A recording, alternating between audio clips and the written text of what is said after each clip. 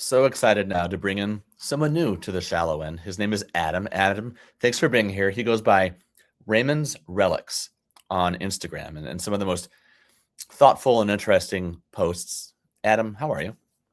Doing great, Dave. Thank you so much for having me. Long-time listener, first-time caller. Really glad that you're here on $10 or less, this limited series. Tell us about which card you are talking about today. All right, I'm talking about 2002 Topps Jose Canseco.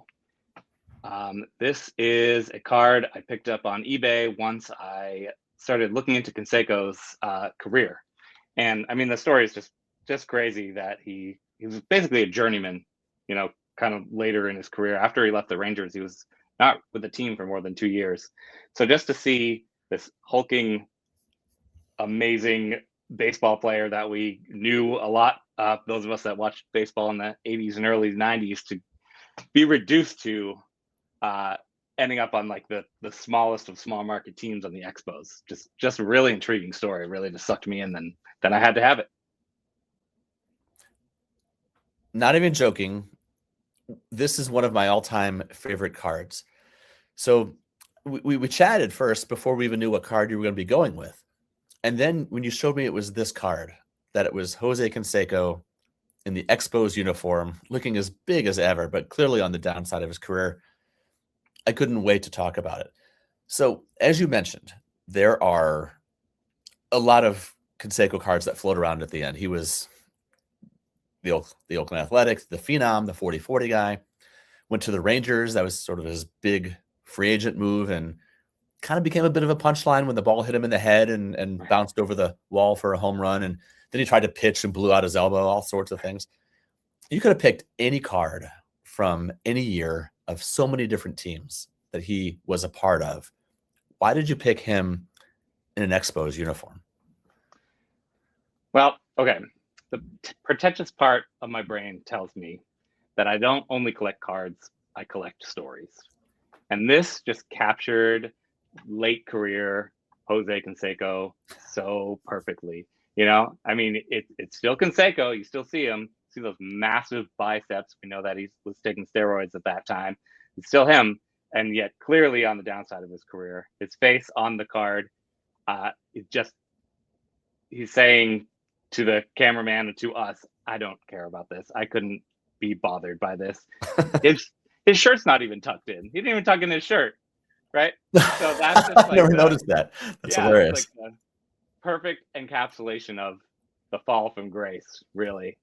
And I mean, late career Canseco, just a crazy story because I mean, he latched on with the Devil Rays, with the White Sox, with the Yankees, and it wasn't just downhill. It was up and down.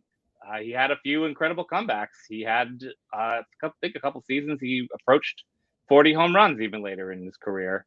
And then this was it. He got to Montreal. They actually went all in on Canseco. They signed him to be their starting left fielder. And so he came to camp. I think he played like 13, 14 games with them. And they said, you don't have it anymore, Jose. No way, Jose. We can't add you to our starting lineup. They offer him to be a part-time player.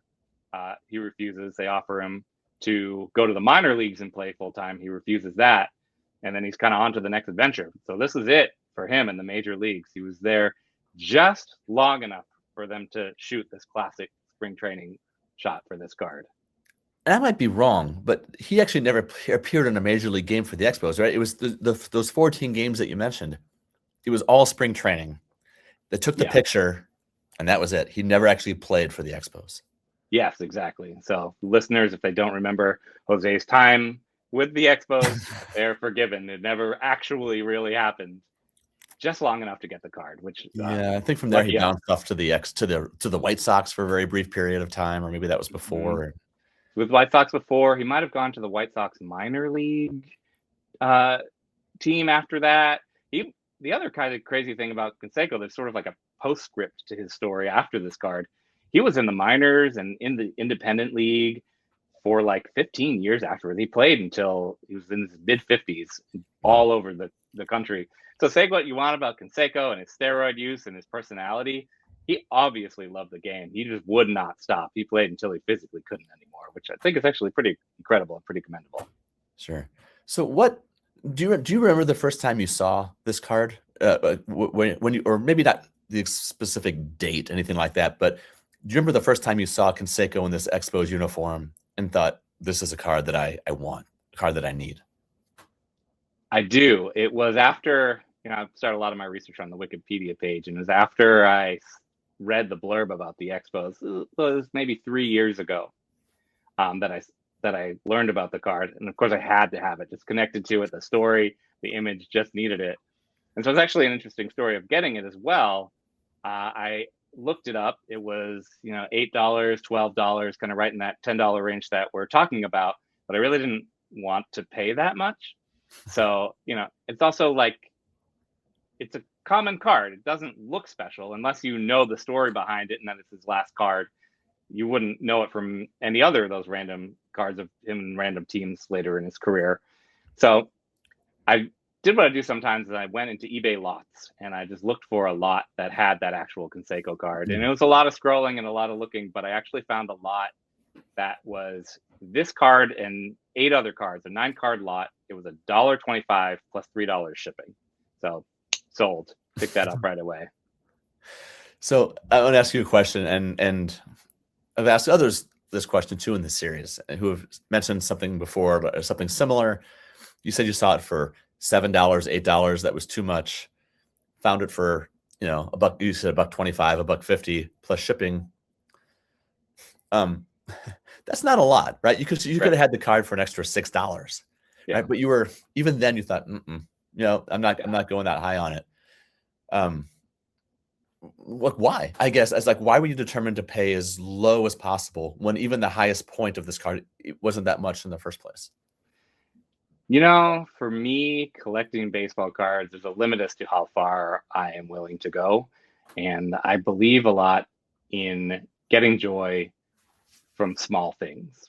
So, I hear these stories of collectors buying these cards, thousands and thousands of dollars.